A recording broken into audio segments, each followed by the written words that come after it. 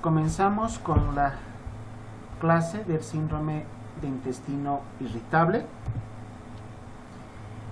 La patología intestinal relacionada con el intestino irritable está relacionada con varias características de las patologías que conocemos con el grupo de síndrome diarreico. Obviamente no estamos hablando de lo mismo. El síndrome diarreico o las diarreas en general son otro tipo de enfermedades. Es otro tema que vamos a desarrollar posteriormente. Esta patología se caracteriza por un compromiso crónico a nivel intestinal con dolor abdominal asociado. Ese es el punto que diferenciaría al intestino irritable de las diarreas. Las diarreas usualmente son más de curso agudo, pero las del intestino irritable o los casos de intestino irritable se caracterizan por ser patologías de orden crónico. Nos indica al menos 3 días con los síntomas por un mes en los últimos 3 meses. Ese sería el concepto que vamos a manejar para poder indicar si es intestino irritable. Que se presenten los síntomas al menos 3 días por mes en los últimos 3 meses y sin que exista una causa orgánica que justifique la presencia de los síntomas. Entonces, ese es el concepto correcto para el término de síndrome de intestino irritable. Su etiología es desconocida y se plantean posibilidades en cuanto a el origen de estas enfermedades, y se indica que es multifactorial, donde principalmente podremos indicar alteraciones hasta de orden psicológico. Su prevalencia en la población es aproximadamente del 10 al 20% y con el grupo etario más comprometido entre los 30 a 50 años. O sea, lo que llamamos los grupos de etarios en la vida activa, laboral activa. Este es el grupo de riesgo, el grupo etario de riesgo, justamente porque la actividad laboral predispone al estrés. Yo creo que está por demás decir, ¿no?, que todas las personas que realizan algún tipo de actividad laboral se van quejando de que están estresadas por su trabajo, en mayor o menor proporción. Algunos con un estrés crónico y otros con un estrés más de un tiempo más corto. Pero justamente al ser el grupo etario relacionado con la actividad laboral, la vida laboralmente activa, podemos considerarlo como el grupo etario de riesgo. De este porcentaje, el mayor número son mujeres. Entre el 60 al 75% de los casos de intestino irritable están relacionados al sexo femenino. Se asocia a depresión, ansiedad, inclusive pensamientos suicidas, y esta alteración lleva a un menor desempeño laboral. Por lo tanto, se convierte en un problema de salud pública, porque no solamente va a comprometer a la persona, al paciente como tal, sino que esta enfermedad va a repercutir en su ámbito, en este caso laboral. ¿Cómo vamos a clasificar al síndrome de intestino irritable? De acuerdo al hábito defecatorio, de acuerdo a la cantidad de veces que el paciente va al baño. Podemos encontrar 3 grupos. El síndrome de intestino irritable, que se acompaña de constipación o estreñimiento, donde se presentan heces duras en más del 25% de los casos. Un siguiente tema que vamos a llevar es justamente el de la constipación, estreñimiento. Erróneamente, y esto me pasa de manera muy frecuente, y a ustedes también les va a pasar en algún momento, que los pacientes hablan de estreñimiento cuando está alterado el hábito defecatorio. O sea, para los pacientes tener estreñimiento es entrar al baño una vez al día cuando su hábito normal es de 3 veces. Eso no es constipación. Constipación es cuando realmente uno no hace nada. Va al baño, se sienta en el inodoro, está durante horas y no defeca nada. Eso es constipación. ¿Ya? Entonces, el primer grupo de clasificación del intestino irritable es el que se acompaña de constipación. Hay otro grupo, el segundo, que es el que se acompaña de diarrea, donde disminuye la consistencia de las diarreas en más del 25% de los casos. Y un tercer grupo es el mixto, donde se va a alternar situaciones con presencia de constipación intercalados con periodos de diarrea. Por lo tanto, el intestino irritable puede tener ambas características: acompañarse de cuadros de constipación y al mismo tiempo acompañarse de cuadros de diarrea.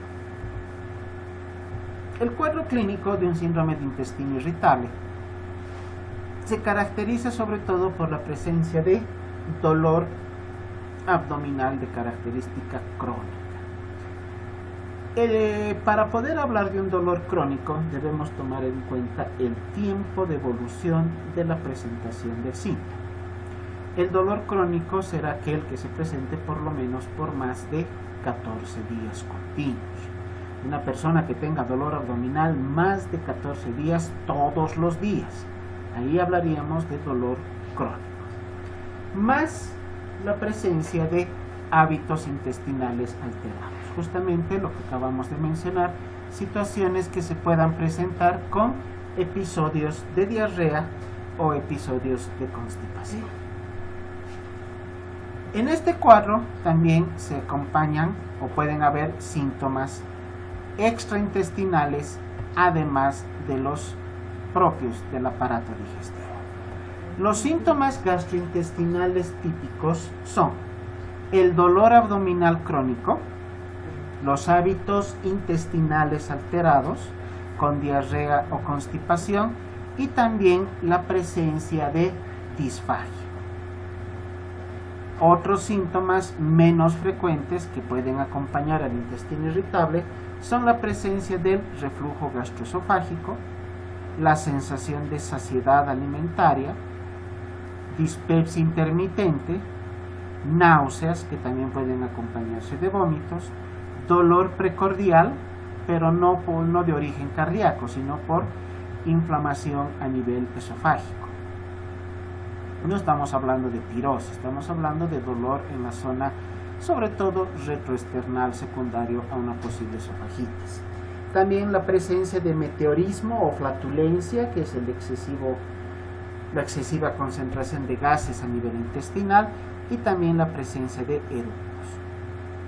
Como síntomas extraintestinales podemos mencionar, en base a lo que se aprende en psiquiatría, el síndrome depresivo mayor, periodos de ansiedad, desórdenes somatomorfos, pacientes que cursan con insomnio, personas que no duermen adecuadamente durante la noche, que permanecen despiertas hasta altas horas de la noche, duermen poco durante el día, durante la noche, pero durante el día están tratando de recuperar las horas de sueño perdidas.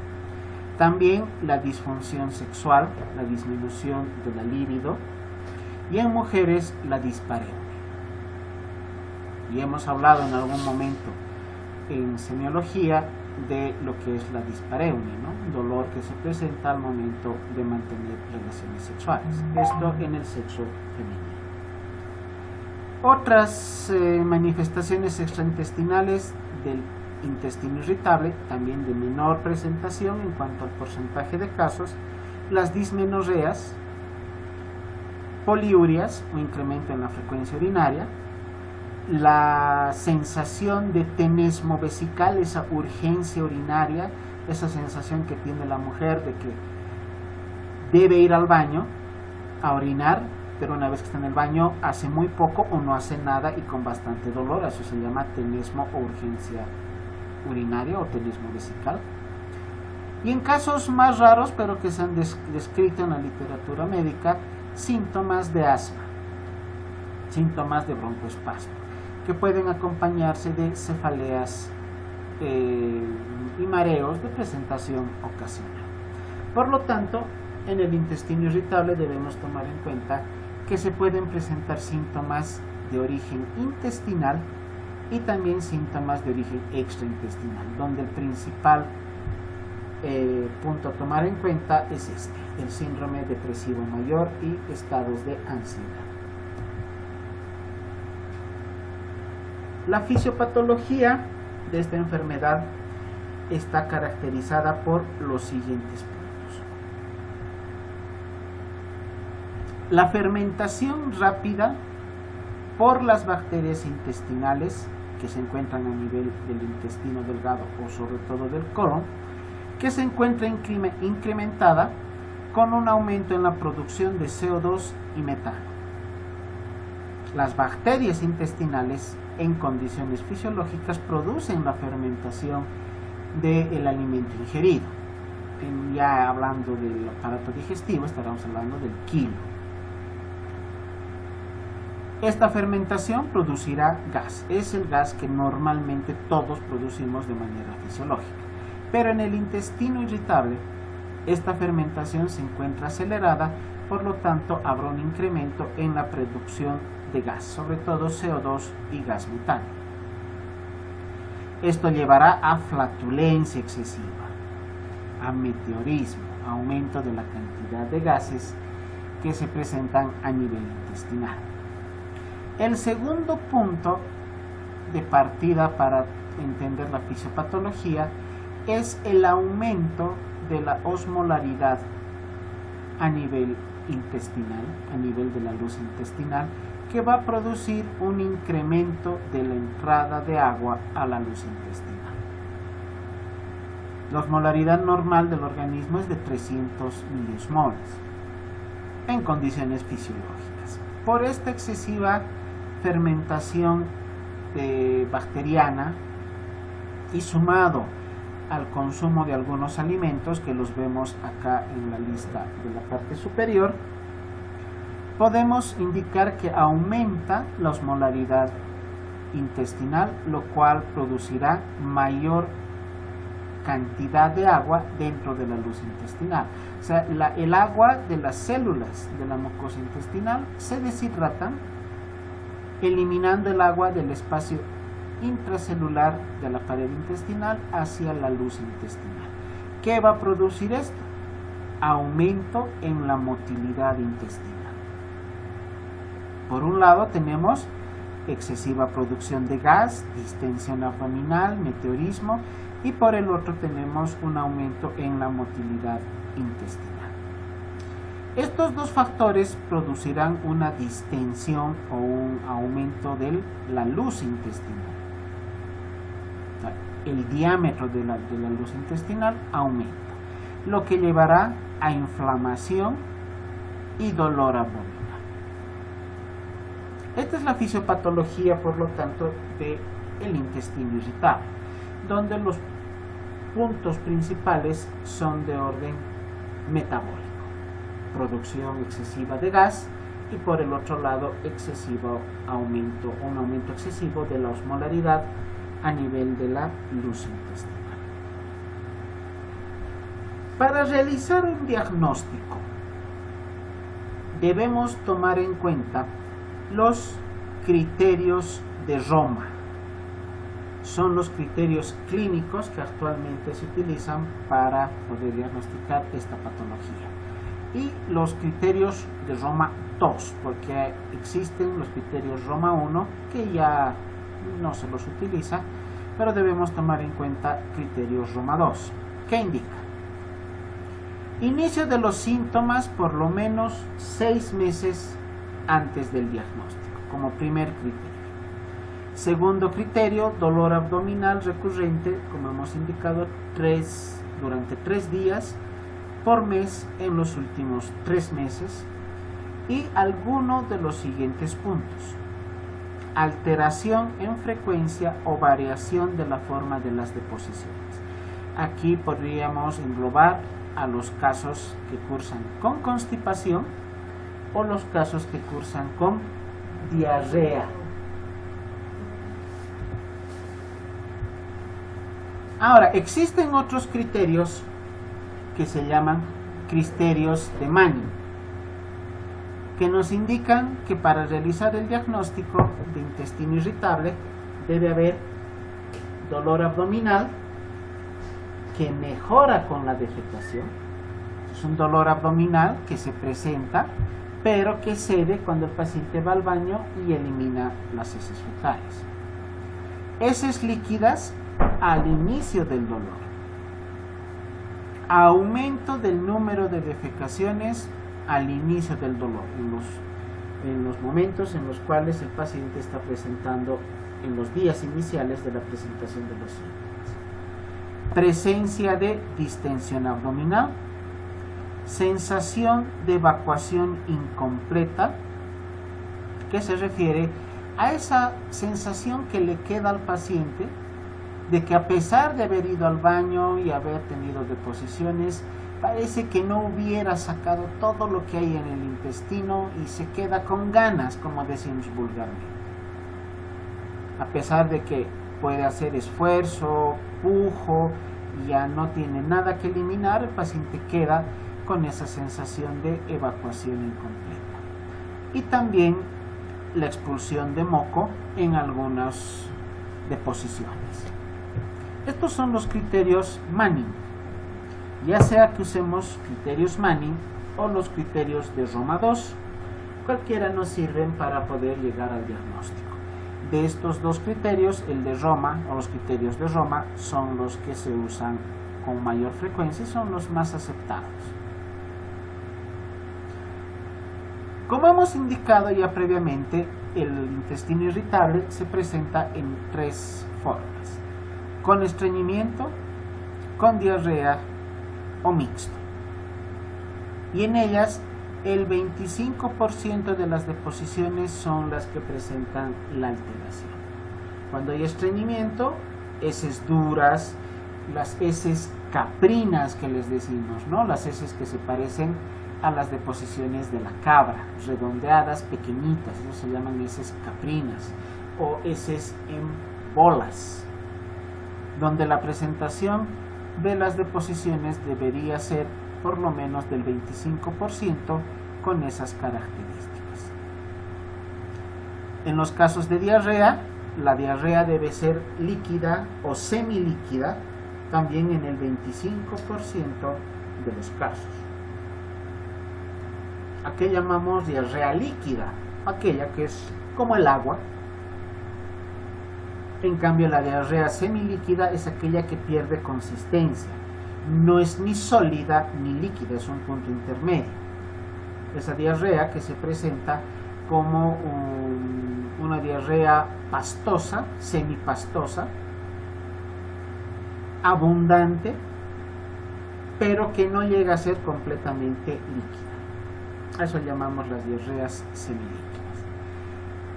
Y en los casos de intestino irritable de presentación mixta, tenemos periodos de diarrea que se intercalan con periodos de constipación. Tenemos datos de alarma o datos clínicos que deberían llamarnos la atención en los pacientes que estemos estudiando el intestino irritable, porque son datos clínicos que pueden ser etiología para que los pacientes puedan llegar a tener alguna complicación. ¿Cuáles son estos datos de alarma de Kruis? Así se llaman, datos de alarma de Kruis. Aparición de los síntomas después de los 50 años de edad. No es frecuente que una persona más allá de los 50 años presente intestino irritable. Pérdida de peso no intencional, es una pérdida de peso sin ninguna causa evidente. Presentación de los síntomas, pero de predominio nocturno. Esa sensación de meteorismo, la presencia de las diarreas, el dolor abdominal, pero en horario nocturno, de predominio nocturno. Antecedentes familiares de cáncer de colon, enfermedad celíaca o enfermedad inflamatoria intestinal. Y acá sobre todo debemos tomar en cuenta el antecedente de cáncer de colon. Como todas las patologías neoplásicas, estas tienen un importante componente genético. Por lo tanto, ya teniendo el antecedente de algún familiar que presenta o presentó cáncer de colon, la probabilidad de que este paciente con intestino irritable pueda derivar también en un cáncer de colon es mayor. La presencia de anemia, fiebre o hematoquesia también son datos de alarma a los cuales hay que ponerles mayor interés, mayor énfasis, porque son los datos que nos van a indicar que este paciente no está cursando solamente un intestino irritable de presentación clásica, sino que puede llevar a otro tipo de complicaciones, dentro de las más graves, la presencia de cáncer. Estos son los datos que no son compatibles del todo con el intestino irritable, justamente los que hemos mencionado: pérdida de peso, sangrado rectal, dolor abdominal de presentación nocturna, fiebre sin causa aparente, síntomas después de los 50 años, anemia o elevación de marcadores de la inflamación. Estamos hablando de la PCR, la BES como reactantes de fase aguda o los factores del complemento que se pueden determinar de manera laboratorial, o alteraciones electrolíticas. Estos datos clínicos no son característicos del intestino irritable, justamente los signos de alarma de Kruis, y son los que nos obligan a que evaluemos de mejor manera al paciente para identificar alguna otra patología concomitante. ¿Con qué debemos realizar el diagnóstico diferencial? ¿Qué patologías son las que entran en la clasificación del diagnóstico diferencial? Inicialmente, la enfermedad inflamatoria intestinal, el cáncer, presencia de infecciones intestinales, alguna enfermedad sistémica que tenga compromiso intestinal, por ejemplo, la diabetes, que presenta como manifestación intestinal la neuropatía diabética con compromiso del plexo celíaco, o pacientes que tengan intolerancia a algún tipo de alimentos. No es necesario realizar mayores estudios complementarios que los de rutina, porque no existe un estudio laboratorial específico para el intestino irritable.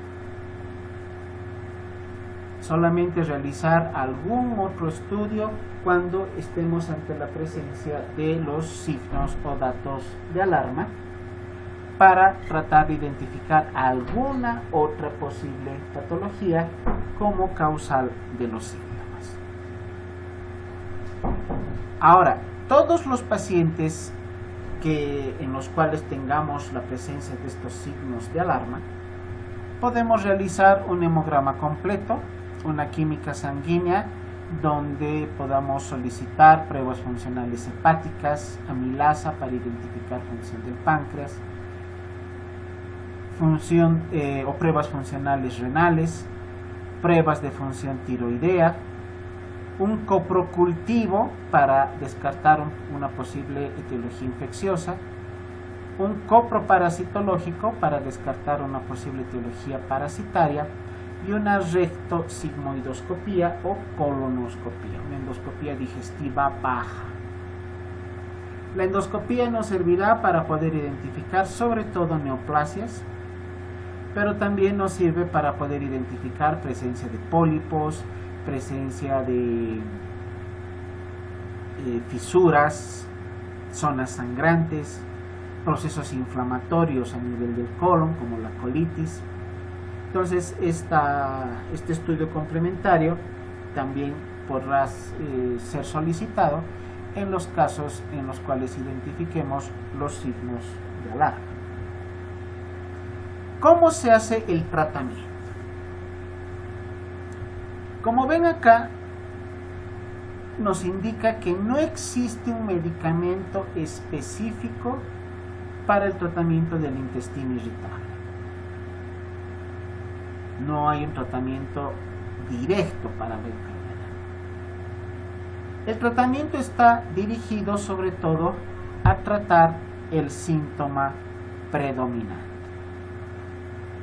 Si la sintomatología está caracterizada por dolor abdominal, podremos administrar analgésicos antiespasmódicos.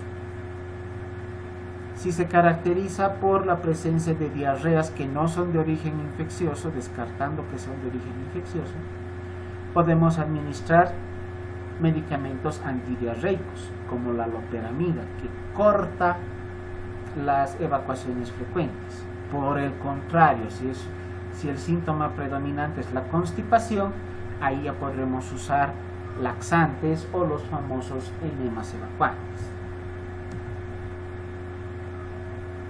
El tratamiento está dirigido sobre todo a la educación del paciente. La educación del paciente para poder cambiar hábitos de vida. Y estos cambios de hábitos de vida sobre todo están a nivel de la dieta. La dieta, como en la mayor parte de las patologías digestivas, es un factor que siempre se debe tomar en cuenta. Existen alimentos que pueden favorecer la presencia de deposiciones más frecuentes, como son los alimentos ricos en fibra.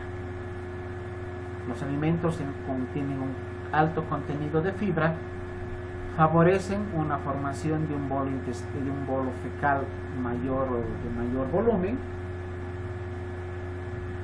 y esto puede ser causa esto más bien puede ser la causa, este tipo de alimentos, para la presencia de la sintomatología.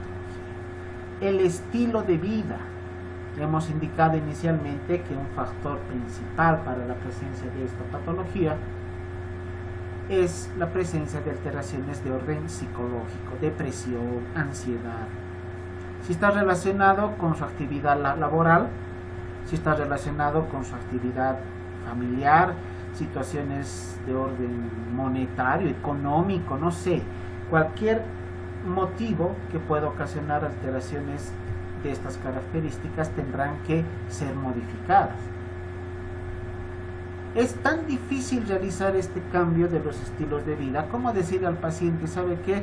Usted está con intestino irritable porque anda muy estresado en su trabajo. Cambie de trabajo.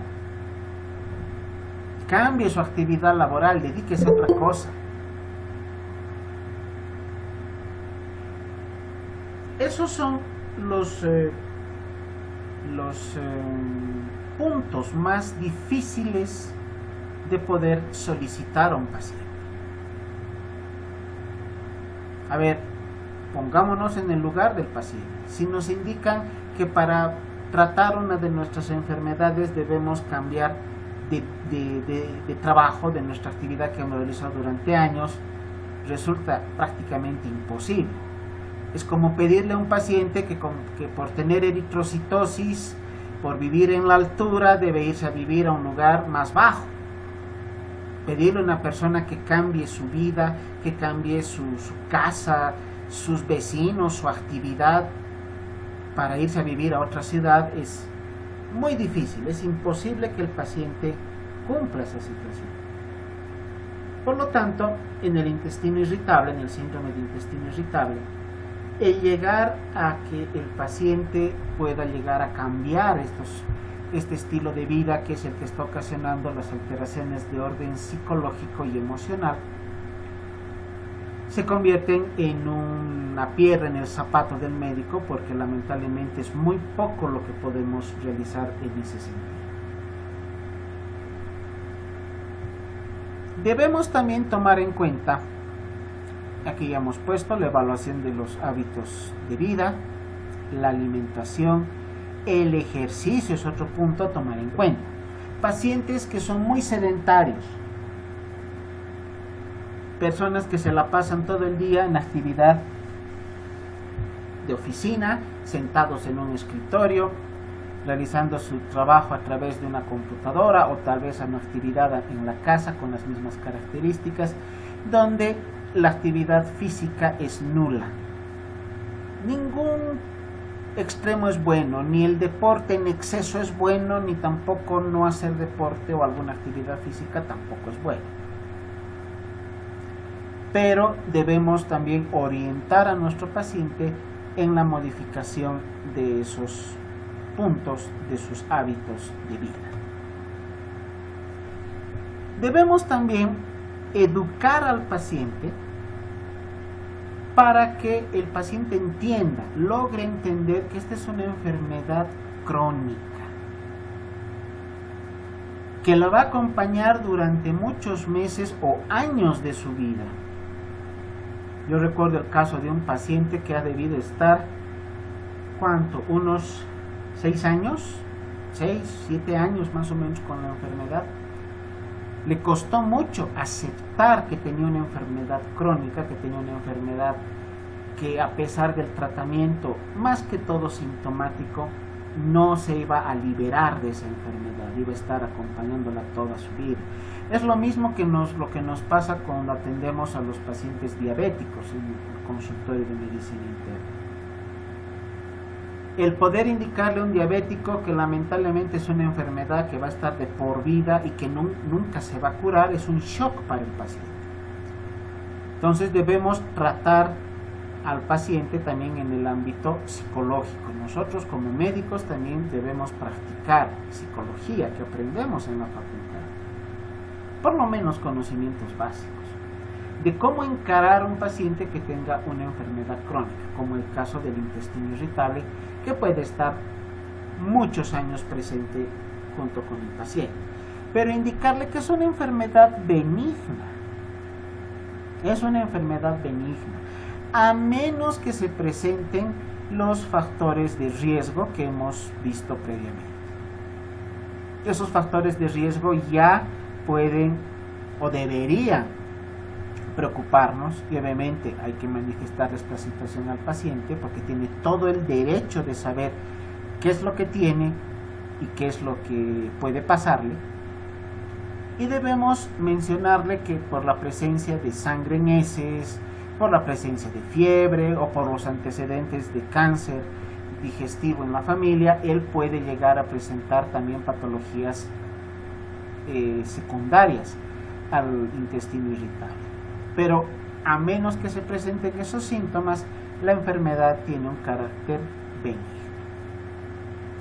Y también indicarle, que también ya es una situación de orden psicológico, que a pesar de estar con la patología, eso no significa que el paciente ya es incapacitado. Porque muchos se consideran así. Les recuerdo este caso que les mencionaba previamente, paciente oficinista, actividad en una institución del Estado, donde entraba a la oficina y lo primero que hacía era ir al baño, porque estaba con diarrea. En cualquier momento del día su actividad estaba interrumpida por esa sensación de diarrea inminente, entonces tenía que correr al baño. Y eso obviamente ha mermado mucho su actividad laboral, su autoestima, y esto llevó que el paciente tenga una sensación de incapacidad en su ámbito laboral. Esos son los puntos que debemos tomar en cuenta en lo que estamos mencionando como educación y soporte del paciente. Ahora, ya mencionamos que no existe un tratamiento específico para el intestino irritable. El tratamiento está dirigido al control de los síntomas, al control del síntoma o síntomas predominantes. Podemos utilizar, en el caso de presencia de dolor abdominal, antiespasmódicos o miorelajantes. Estos nos ayudarán a disminuir la intensidad del peristaltismo intestinal, disminuyendo las contracciones de la musculatura lisa que conforman la pared intestinal. Entre estos tenemos albromuro de simetropio, albromuro de pinaverio, este bromuro de pinaverio actualmente muy utilizado en los casos de intestino irritable, a la iosina o al butilbromuro de iosina, al bromuro de otilonio. De todos estos, la iosina y el pinaverio son los que más se utilizan, y de ambos el pinaverio, el bromuro de pinaverio es el que actualmente está recomendado como medicamento de primera elección para el tratamiento del dolor abdominal secundario a intestino irritable. El bromuro de pinaverio, que viene en presentaciones de 100 miligramos, se recomienda combinar con la utilización de simeticona. La simeticona como un fármaco que nos ayuda, uno, al vaciamiento gástrico, y segundo, favorece el metabolismo y el proceso de digestión, lo cual favorecerá a que el contenido intestinal esté dentro del intestino el menor tiempo posible, para que de esta manera la sintomatología de dolor o distensión abdominal sea también menor en cuanto al tiempo.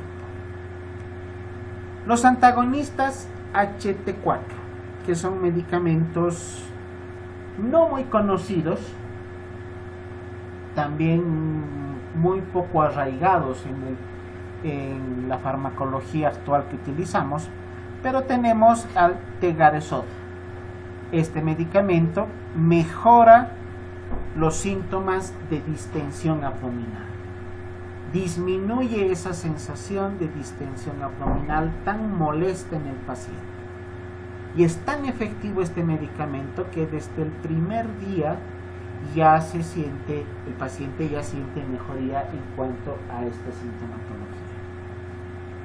Es un medicamento, por lo tanto, a tomar en cuenta, porque muy pocos fármacos tienen esta característica de a la primera dosis ya presentar síntomas o producir disminución o mejoría de los síntomas. Y por último, el uso de los psicotrópicos.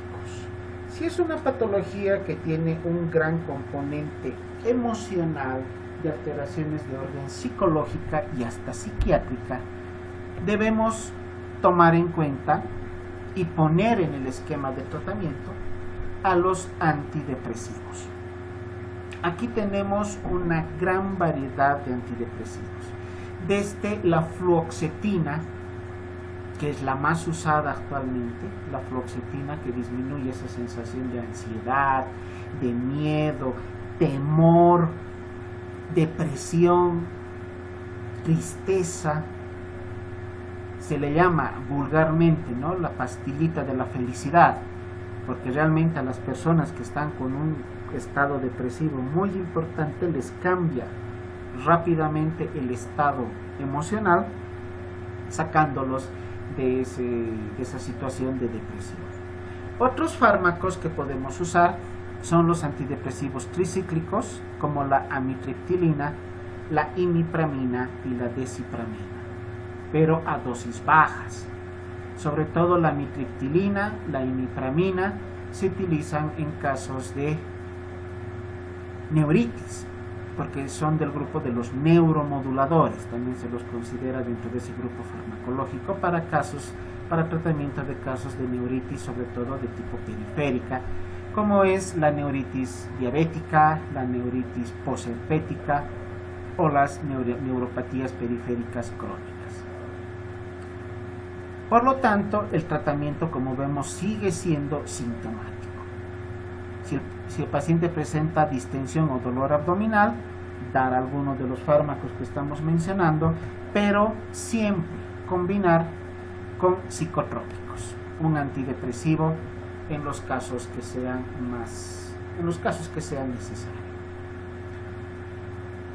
Otros fármacos que podemos utilizar, acá están justamente, como antidepresivos, este grupo que está en el encuadre celeste, la paroxetina, el citalopram o el escitalopram, que es una molécula nueva, y la fluoxetina. Y acá tenemos las dosis a las cuales se deben utilizar estos fármacos para el tratamiento del cuadro depresivo o de la alteración emocional que tenga el paciente.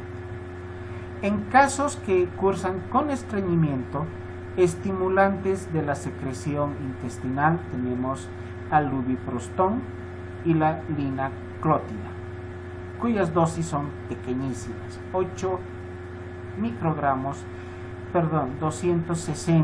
260 microgramos. Y también alimentos ricos en fibra. Ya les he indicado previamente que los alimentos que tengan un gran contenido de fibra en su composición son los que estimularán una formación de un bolo fecal o bolo intestinal abundante que favorece la eliminación en pacientes que tengan predominio del estreñimiento. Y hemos visto en los tipos, en la clasificación del intestino irritable, que hay un grupo que cursa con estreñimiento. Este será el tratamiento correspondiente. Cuando existe predominio de la diarrea, el segundo grupo del intestino irritable. Como antidiarreicos tenemos a los opioides sintéticos, el más conocido por todos, la loperamida. La loperamida, ¿qué efecto produce? Que aumenta el tiempo de tránsito intestinal, absorción de agua, aumenta la reabsorción de agua y electrolitos y aumenta el tono del esfínter rectal. Permite que el contenido intestinal se quede más tiempo dentro del intestino, favorece la reabsorción masiva de agua para deshidratar el contenido de las heces y aumenta el tono del esfínter a nivel del ano, con lo cual va a disminuir la frecuencia de las evacuaciones. La dosis usual es de 2 miligramos que se utiliza usualmente después de cada deposición, pero puede subirse al doble hasta 4 miligramos con un máximo de 4 veces al día. O sea, máximo como periodo de administración cada 6 horas. Y periodos cortos de tratamiento. No podemos estar dando antidiarreicos durante meses. El tiempo que se recomienda para los antidiarreicos es hasta que se puedan cortar las evacuaciones líquidas. Que esto sucede en la mayor parte de los casos en el lapso de tratamiento de unos 5 días, 7 a lo mucho, que será lo máximo que hemos utilizado loperamida en nuestros pacientes. Cuando los internamos acá en la caja de caminos, nuestros pacientes que requieren uso de loperamida, usualmente entre el segundo y tercer día ya se está controlando la diarrea. Les repito, diarrea no infecciosa, ¿no? Diarrea que no tenga origen infeccioso, usamos la loperamida y en el lapso de un par de días la diarrea ya logra controlarse. También podemos utilizar el grupo de los secuestradores de ácidos biliares, porque la presencia masiva de ácidos biliares en el intestino también favorece el aumento del peristaltismo con la consiguiente disminución de la consistencia y la presencia de diarreas. Aquí tenemos a la colestiramina, que se usa también en el tratamiento de patologías biliares, ¿no? Como el barro biliar, la presencia de barro biliar, o cuando exista éstasis biliar, con acúmulo de bilis o la posibilidad de presencia de cálculos a nivel de la vesícula. Como antagonistas serotoninérgicos o los HT3 tenemos al alocetrón y al cilancetrón.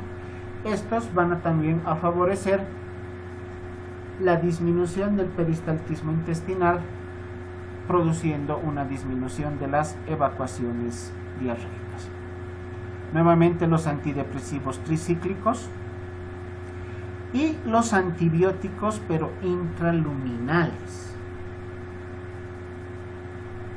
Seguro se estarán preguntando, el doctor, pero está indicando que no es infeccioso. ¿Por qué usar antibióticos?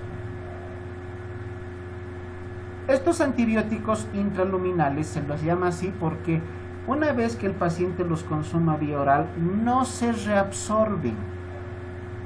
O el porcentaje de reabsorción realmente es mínimo. O sea, la mayor parte del concentrado del antibiótico se queda dentro de la luz intestinal.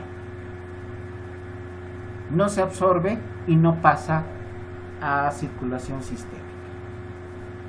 Aquí tenemos a la rifaximina, que es un derivado de la rifampicina, el medicamento que se usa para el tratamiento de la tuberculosis.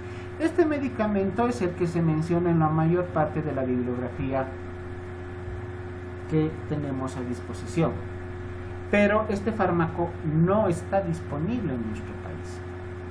Entonces debemos utilizar otro tipo de fármacos que no tengan esa situación de absorción intestinal, que se queden dentro de la luz intestinal.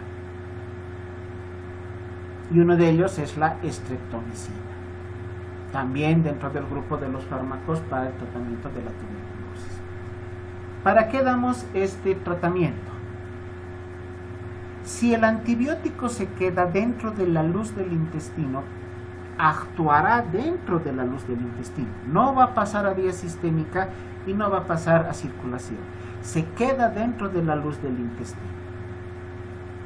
Entonces, ¿para qué queremos que se quede dentro de la luz del intestino? Para que actúe sobre las bacterias que están en la luz intestinal, las bacterias saprófitas, que en el principio de la clase hemos indicado que son las que producen la fermentación del contenido y son las causantes del meteorismo. Si eliminamos las bacterias saprófitas de la luz intestinal, vamos a disminuir o eliminar ese paso del aumento de concentración de CO2 o gas metano dentro del intestino, que es el causante de la distensión abdominal, de la flatulencia, del meteorismo y del dolor abdominal. Obviamente que este es un arma de doble filo, porque al eliminar las bacterias saprófitas, así se las llama, ¿no? Bacterias saprófitas, bacterias que están en condiciones fisiológicas siempre en el interior del intestino, y si las eliminamos por completo, podemos pasar a otra patología y ser causantes de una colitis pseudomembranosa.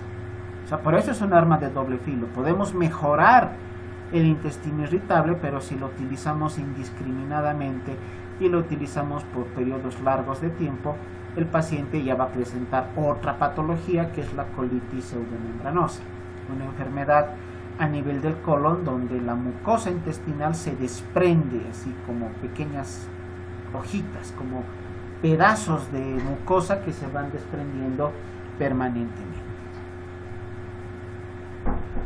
Otras opciones terapéuticas, los probióticos. Los probióticos se utilizan cuando justamente se ha eliminado esta flora bacteriana normal o saprófita del intestino, y para volver a regenerar, si vale el término, para que las bacterias saprófitas nuevamente colonicen el intestino, se dan los probióticos. Creo que todos conocemos el famoso Florestor, ¿no?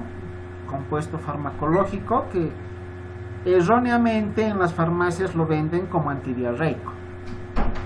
Si uno va a la farmacia y le pide algo para la diarrea a la doctora de la farmacia con seguridad que le va a vender un Florestor, que son probióticos, son bacilos, bacterias que ayudan a colonizar nuevamente el intestino con las bacterias saprófitas. Hay otra terapia alternativa que está ganando mucho campo, no acá, en la bibliografía que he consultado en otros países, sobre todo en Europa, es la hipnoterapia. A los pacientes se los somete a sesiones de hipnosis y gracias a esto se logra mejorar estas alteraciones de tipo emocional, que son la causa etiológica básica para la presencia del intestino irritable. O la medicina tradicional, la herbolaria. Esto ya va a depender del criterio médico. Personalmente no estoy yo muy de acuerdo con los tratamientos tradicionales porque he visto, no solo en en otras patologías, que la medicina tradicional, contrariamente a darnos beneficio, puede traernos mayores problemas con nuestro paciente. Y como es un problema psicológico, las terapias con el psicólogo también son de mucha utilidad e inclusive puede ser necesario una terapia psiquiátrica. No solamente del paciente, también ahí se puede incluir hasta el grupo familiar, al núcleo familiar, si es que el origen del problema emocional sea alguna alteración emocional. Pónganle que el paciente tenga problemas con sus papás, no se lleva bien con los padres, son muy dominantes, qué sé yo, situaciones que los mantienen en estrés. Esa terapia psicológica no solamente debería ir dirigida al paciente, sino también a su grupo familiar. Todo dependiendo obviamente de la causa que esté originando esta alteración emocional. Los fármacos que tenemos comercializados, aquí les traigo una lista que salió en una revista española que se utiliza para el intestino irritable, pero que adaptamos a nuestro medio porque tenemos la mayor parte de ellos disponibles. La loperamida, como ya les he indicado, dosis de 2 a 4 miligramos máximo cada 6 horas en los casos de diarrea. En los casos de dolor abdominal tenemos el butilbromuro de escopolamina, tenemos al pinaverio, tenemos a la iosina, a la meveridina, y acá tenemos a las dosis correspondientes de cada uno de ellos. Y en los psicofármacos, a la amitriptilina, la trimipramina, el citalopram, el escitalopram y la fluoxetina. Esta lista de fármacos debemos tomar en cuenta como opciones terapéuticas a tomar en cuenta para el tratamiento sintomático de nuestros pacientes. No se olviden que no hay un tratamiento específico para el intestino irritable. El tratamiento es más de tipo sintomático. Entonces, haciendo ya un resumen del tratamiento, podemos utilizar antiespasmódicos, antidiarreicos en casos que cursen con diarrea, laxantes en casos de que el intestino irritable curse con constipación y principalmente los antidepresivos. Y como fármacos secundarios, los antibióticos, estos que actúan a nivel de la vías intestinal, o los serotoninérgicos, que son los que nos ayudarán a mejorar o a modificar el movimiento de la musculatura lisa del intestino. Viendo ya algunos fármacos de manera específica, el bromuro de pinaverio y el bromuro de butil o el bromuro de iosina, butilbromuro de iosina.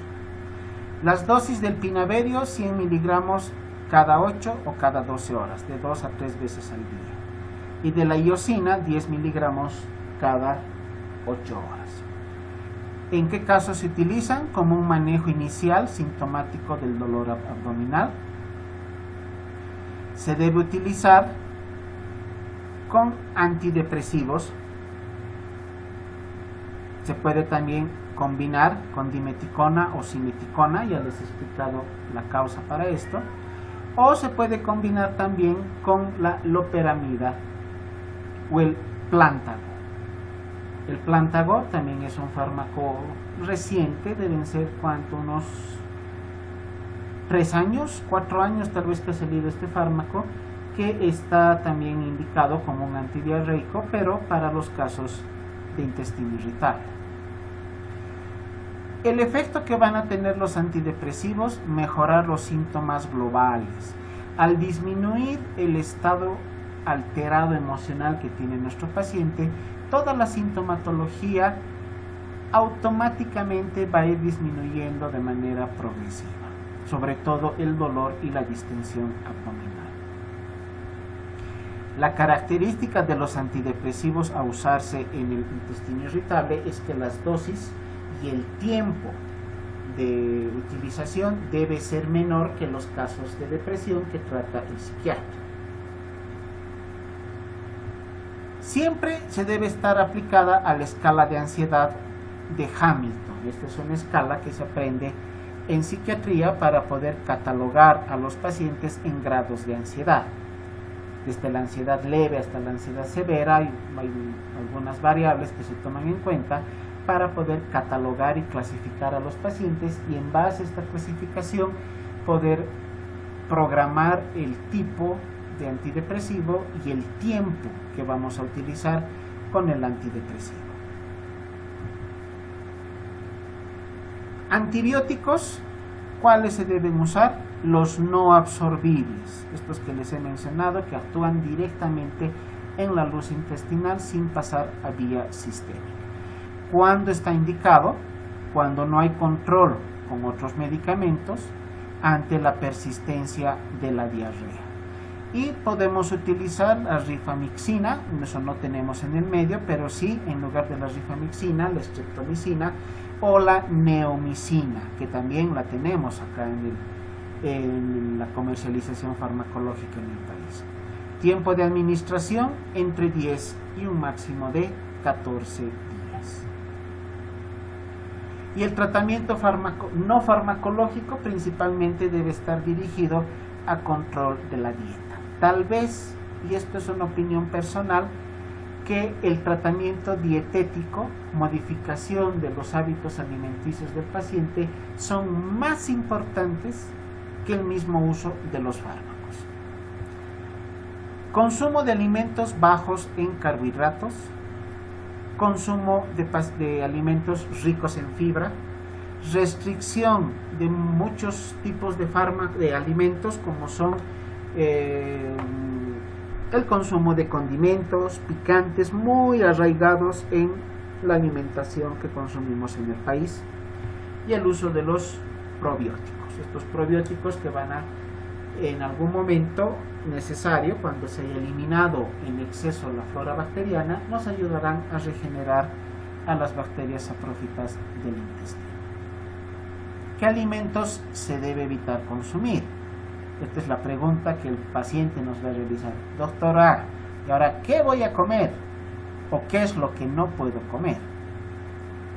No consumir café, no consumir lo que llamamos comida chatarra, alimentos ricos en grasas, sobre todo grasas insaturadas. Excesivo consumo de carbohidratos. Los carbohidratos son la base de la alimentación boliviana. En todo lado se consume carbohidratos como una base, sobre todo acá en la zona del altiplano. No podemos prohibirle al paciente que consuma arroz o fideo, pero sí le vamos a indicar que disminuya las cantidades que consume de manera en su dieta diaria, ¿no? Que se disminuya a lo mínimo posible el consumo de carbohidratos y que se cambie al consumo de verduras, que sería la otra opción. No consumir bebidas alcohólicas, algo muy difícil de pedirle a los bolivianos, ¿no? Todo es pretexto para beber. Entonces, recomendar, todas estas son recomendaciones que le hacemos al paciente, recomendarle que no consuma bebidas alcohólicas, o de ser muy necesario o estrictamente necesario que el consumo sea mínimo. Muchos pacientes son conscientes de esta situación y toman conciencia de que por su salud no deben consumir bebidas alcohólicas, y si realmente el caso es imprescindible, pónganle que sea el matrimonio de su hijo, por lo menos va a haber un brindis, ¿no? Que se consuma lo mínimo posible en cuanto a alcohol. Y sobre todo el consumo de los picantes, algo también difícil de pedirle a los bolivianos, que no comamos picante, porque el picante, cualquier alimento picante, produce irritación de la mucosa intestinal, lo cual va a favorecer a la presencia del intestino irritable con su variedad diarreica. Entonces, como ven, más importante que los fármacos realmente resulta el cambio en los hábitos dietéticos. Cuando le solicitamos al paciente que realice estos cambios en su dieta, ¿qué es lo que vamos a lograr? Disminución de la intensidad de los síntomas. En algunos casos hasta lograremos que se pierdan los síntomas. Si el paciente es muy consciente, es un paciente responsable, es un paciente que va a cumplir al pie de la letra las indicaciones que le vamos a dar en cuanto a la dieta, tenemos que indicarle que si cumple lo que el médico le está diciendo, se logrará disminuir la distensión abdominal, se disminuirá el dolor abdominal, se disminuirá el número de evacuaciones diarreicas, o en el caso de que curse con constipación, se mejorará el hábito catártico. Debemos explicarle al paciente el motivo por el cual estamos solicitando que cambie sus hábitos alimenticios. ¿Qué es lo que esperamos lograr con este cambio? ¿Y qué beneficios va a tener el paciente si cumple las medidas dietéticas? Para tener una dieta más concreta, más detallada, más correcta para el tratamiento de nuestro paciente, lo mejor es pedir apoyo al servicio de nutrición. Porque en los casos donde se necesita una dieta personalizada para el paciente, el servicio de nutrición lo que nos ayuda es inclusive a elaborar hasta un menú. ¿Qué va a comer el lunes? ¿Qué va a comer el martes? Se lo elaboran un menú de desayuno, almuerzo y cena semanalmente. De esta manera el paciente ya va a saber qué comer o qué no comer durante el transcurso de su tratamiento. También debemos recomendar de que el paciente debe tener un consumo de alimentos regulares en los horarios correspondientes, evitar el ayuno, evitar las dietas para bajar de peso, ingerir una importante cantidad de líquido, pero en el líquido no estamos indicando que consuma Coca-Cola, ¿no? Mejor si es agua, sobre todo al final del consumo de los alimentos, por lo menos 250 mililitros, que es la cantidad que tiene una taza, para poder favorecer al proceso digestivo y no consumir excesivas cantidades de almidón. Como médicos generales vamos a atender a nuestros pacientes con intestino irritable, pero debemos aprender cuándo debemos transferir al especialista, cuándo ya escapa el control de la enfermedad de nuestras manos y cuándo es necesario derivarlo al gastroenterólogo o al internista. Cuando después de 3 meses no tuviéramos mejoría en la sintomatología. Cuando exista un dolor abdominal persistente y que se acompañe de los datos de alarma que hemos mencionado previamente. Cuando hubiéramos identificado anemia sin una causa aparente, descartando cualquier posible origen de la anemia. Cuando se tenga sangrado del tubo digestivo bajo, cuando tengamos presencia de deposiciones con restos hemáticos. Cuando persistan los síntomas en horario nocturno y cuando existe una pérdida de peso inexplicable. O sea, básicamente estos son los motivos o lo que hemos mencionado como señales de alarma. Ante la presencia de cualquiera de estos, el médico general tiene la obligación de derivar a su paciente a consulta ya especializada.